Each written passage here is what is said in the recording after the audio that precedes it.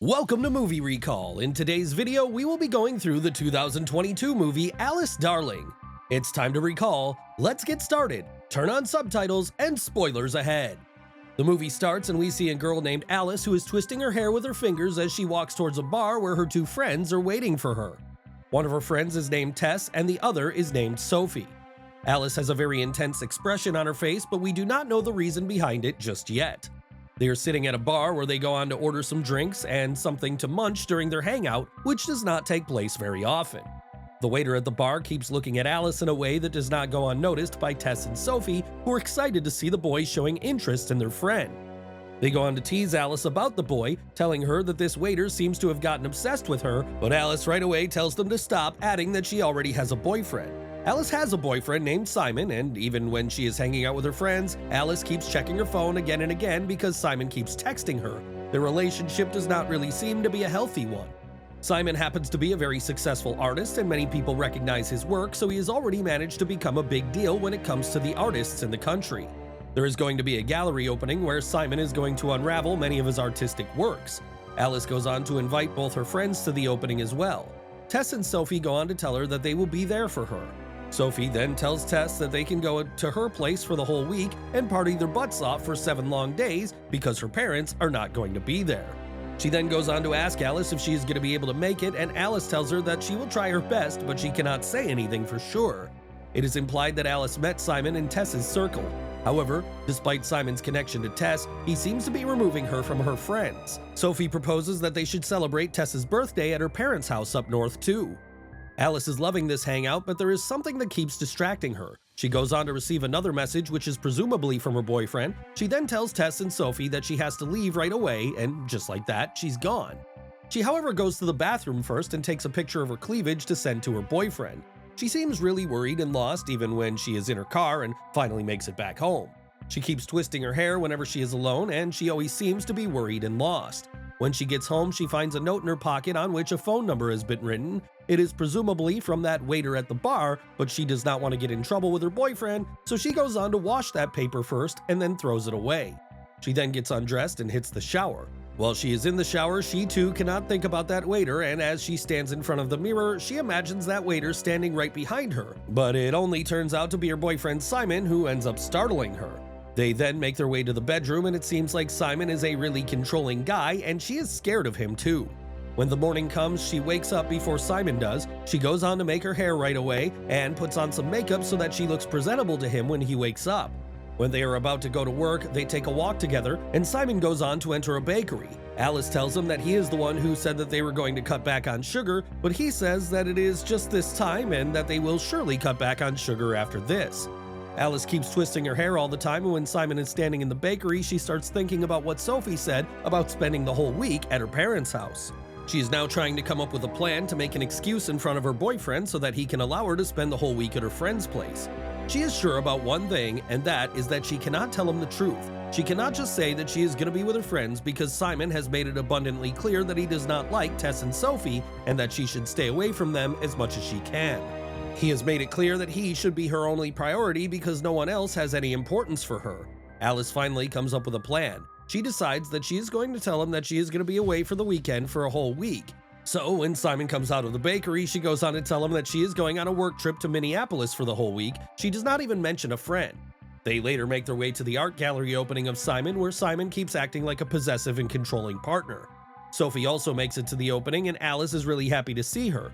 Tess, however, has not come to the party because she does not like Simon at all. Alice and Sophie then hang out together for a while, and we see that Simon is really annoyed by that too. He is also annoyed by the fact that no one out there buys his painting. Simon then tells Alice that they are going to leave right away, and Alice tells Sophie that she must leave now, adding that she is going to see her tomorrow because she is coming to the cottage with her. When they finally get home, Simon is really worried because he does not think that his opening was a success. He goes on to say that no one came to his opening, but Alice tries to comfort him, telling him that there were actually many people at the opening. He then tells Alice that there were many people, but they mean shit to him because none of them bothered buying a single painting. We then see Alice sitting in the bathroom, where we again notice how she is pulling and twisting her own hair as if she is always nervous or down psychologically. This is a proof that she is going through a lot of anxiety, but she is not able to do anything about it. She does not even express herself in front of her boyfriend or her friends for that matter. The next day, Tess, Sophie, and Alice get in their car and make their way to the cottage. It can be noticed that Alice is still lost. She still keeps receiving texts from her boyfriend, and she is still not able to hang out with her friend the way it is supposed to be. While Tess and Sophie are enjoying music and jollying around, Alice sits quietly in the back seat as she is just too busy reading texts that are being constantly sent to her by her boyfriend. Even when he is not texting her, he is still always on her mind, and the only thing she is able to think about is the time she spends with him and how she deals with her, the things he does to her. This is why she is not able to enjoy anything that is going on in the present. It does not matter how good of a company she has. As they drive on, Alice goes on to tell Sophie to stop the car, and she does. Alice gets out of the car and starts throwing up right away. Tess and Sophie are also worried about her. They ask her if she's alright, and she just tells them to keep going.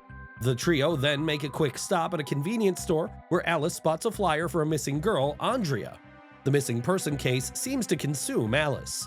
They, however, get the necessary stuff from the store and drive on.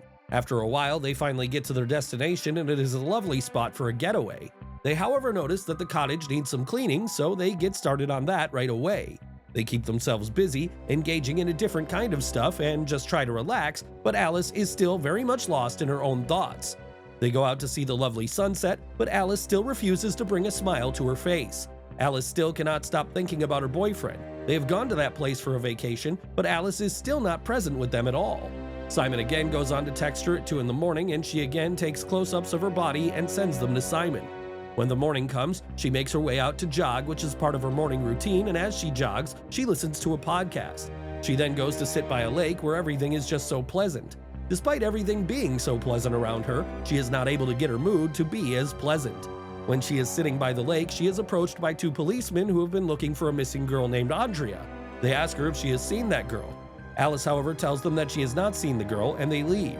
They then try to play games, but Tess is yet again lost. She keeps receiving texts from Simon. When they are playing Scrabble, she is not able to focus. We see her receiving constant text messages from her boyfriend. He is always controlling her and psychologically abusing her by insulting her openly, despite knowing the fact that it is having a very bad effect on Alice's mental health. He is always in control of her, which is why he happens to know everything about her. He is at times so freaky that she has started wondering whether he can read minds. She keeps behaving very strangely throughout the trip. She even gets into arguments with her besties and is extremely rude to them. She then goes on to act in a very weird manner when they are eating sweets because she is just losing her mind. She eats very weirdly and makes weird faces, which just freaks out her friends. She goes on to defend Simon even when her friends try to tell her that he might not be the right man for her, despite the fact that they still don't know the full truth about him. Alice acts so weirdly that she tells her friends about her body parts as well. It absolutely freaks both of them out. She even goes on to join a search party that is looking for the missing girl Andrea, but has no luck. She then acts weird again when she starts chopping wood out of nowhere. Her friends now start wondering what is wrong with her because she never used to be like this. Sophie says that there is definitely something going on about which these two are not aware, and they now want to know what that is. Alice still refuses to tell them the truth behind her current condition. As they spend their time there, Simon goes on to discover where they actually are from Tess's Instagram posts. He is pissed to learn that Alice lied to him, so he right away calls Alice and tells her to leave and return to him. Alice then tells her friends that she is going to have to cut the trip short, at which they do not understand why she is doing this. She tells them that she has to get back to Simon because he loves her a lot. Alice packs up, but when she is just about to leave, Tess goes on to hide her phone and wallet, while Sophie goes to the store as an excuse for Tess and Alice to spend time together. Tess tries to teach Alice to paddleboard on the lake. She jokingly rocks the board, thus Alice falls off and loses her earring, a gift from Simon. Alice, in a panic, dives down to find the earring. Unsuccessful, she returns to the shore where she suffers further panic attacks, muttering the phrase that she can't do another thing wrong. When pressed by Tess, they have an argument and Alice confesses that she hid their vacation retreat from Simon. Tess immediately questions Alice's well-being. Alice cancels her plan to leave, and the next morning she joins the search party for Andrea again. Now that she does not have her phone, she starts feeling much better because there was no one to pressure on her. She spends quality time with her friends the way it is meant to be and starts feeling much better now. While looking for the missing girl somewhere near an abandoned cottage, she finds lipstick and thinks it belongs to Andrea. They then make their way to the cottage and continue having a good time. Alice starts opening up to her friends, even at one point telling them that Simon never hurt her physically, but eventually admitting Simon subjected her to emotional abuse. Alice stops responding to Simon's messages. This even makes him angrier, and he goes on to show up unannounced with grocery bags in hand. That evening, at a very tense dinner, Simon pulls out a newspaper showing the news that the body of the missing girl was finally found. Alice takes out the lipstick and says what she thinks about it. Simon condescendingly attempts to shut her down, as he always does, because he likes insulting her. The next morning, Alice packs and leaves the cottage, surprising her friends. On the way to the main road, Simon stops his car at a junction, allowing a long line of cyclists to pass. Sophie catches up with the car and breaks the back windshield using a maul. Alice gets out and locks eyes with Sophie, signaling to her friend that she does not want to go with Simon. Sophie can see it in her eyes that Alice is scared to go back with him.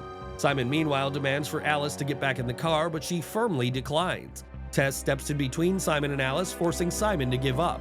He walks back to the car and aggressively throws Alice's possessions out before driving away.